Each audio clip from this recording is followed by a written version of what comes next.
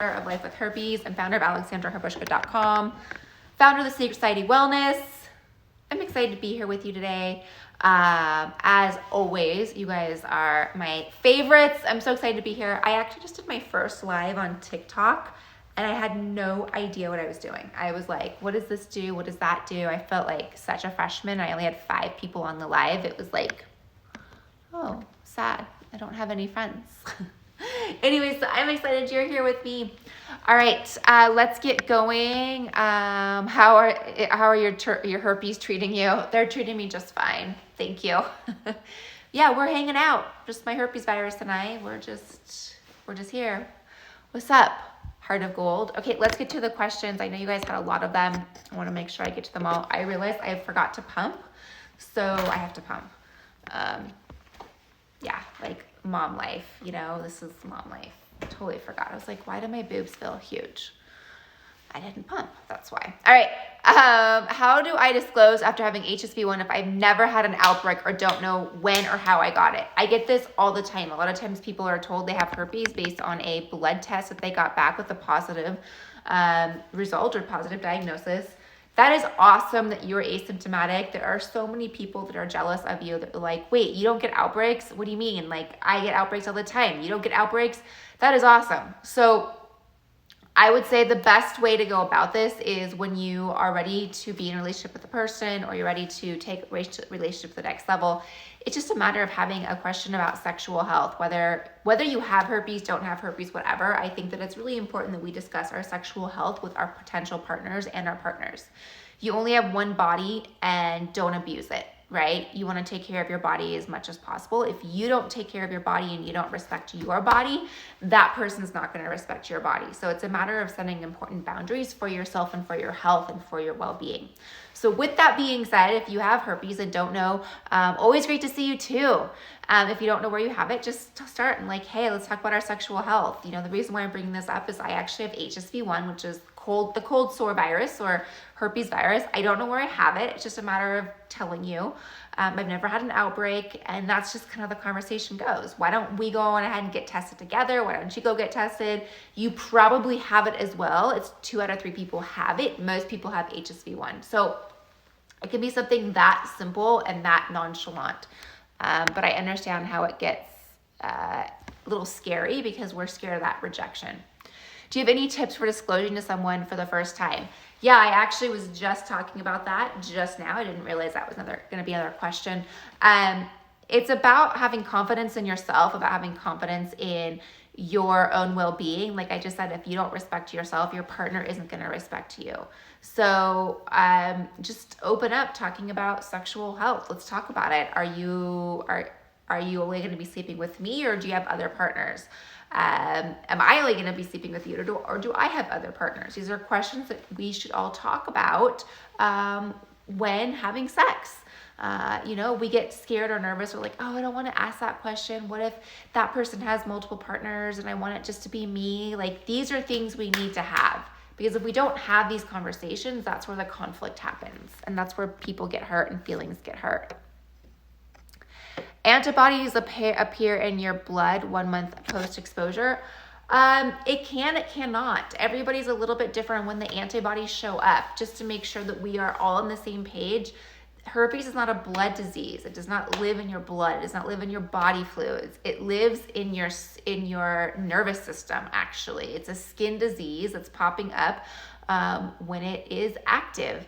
So what you're looking for in a blood test is actually the antibodies. It can take your body a few weeks to a few months to even years to produce these antibodies. So that's kind of the confusing thing. I love all the hearts.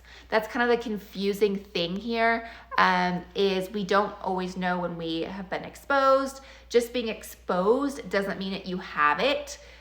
You could be exposed and not get it for years later, which is kind of unfortunate. And that's why we never quite really know where we got herpes.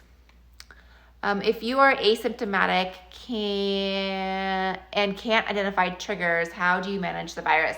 If you're asymptomatic, like, that's awesome. You don't have outbreaks. That's great. There's no management that you need to do. Like, you don't have outbreaks. One of the management issues is, how do I get rid of outbreaks? So if you're not getting outbreaks, just like, great, no management. What your question might be is, how do I manage preventing transmission to a partner? And that, unfortunately, is something you can't know when you're contagious. There's a thing called viral shedding. When the virus sheds, you are contagious. It happens when, just like anything, I always make this example, it never happens. Okay, finally got a piece of hair. I don't know if you can even see it. Can't even see it. Got a piece of hair when I went through my scalp here. We shed. Our viruses shed. When they shed, it means that they pop up to the surface of the skin and release that virus. It is contagious at that point. Only one outbreak in 5 years. It was the initial outbreak. That's awesome. Then that means like you're asymptomatic. That's awesome. Let it be. Let it go. Don't sweat it. Just, you know now where you get your outbreaks, and you just let your partners know that you have it, and you don't get outbreaks often, so that's going to be great news for your partner. But you still are contagious when you're shedding. Any thoughts on HPV vaccine causing outbreaks? I've never heard of that. I do have the HPV vaccine. I did get it in my 20s or when it first came out, and I didn't have herpes then. So I'm not sure. I would say that with vaccines in general, a normal vaccine injects you with the virus, so that you can create antibodies, or injects you with a watered down version of the virus, or a dead virus that basically allows your body to create antibodies.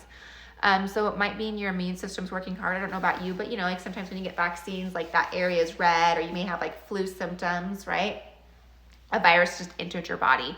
So your immune system might be working overtime, which is an opportunity for outbreaks to happen. But when I say, does it cause it? I'm not quite sure if it would. If you haven't had an outbreak genitally or no symptoms, how do you know if you have it there? You won't. If you've never had a genital outbreak, you won't know that you have it there. The only way to know that you have genital herpes or oral herpes, or herpes on other parts of your body for that matter, you have to physically have an outbreak there. If exposed to HSV1 and have antibodies and no outbreak, if exposed to HSV1 and have antibodies but no outbreak, does that mean you have it? Yeah, if you have the bodies to HSV1 or HSV2 or whatever, that means that yes, you do have the virus. You have it, which means that you're asymptomatic. A lot of asymptomatic people today. There's a lot of us that are jealous of you, I can tell you that.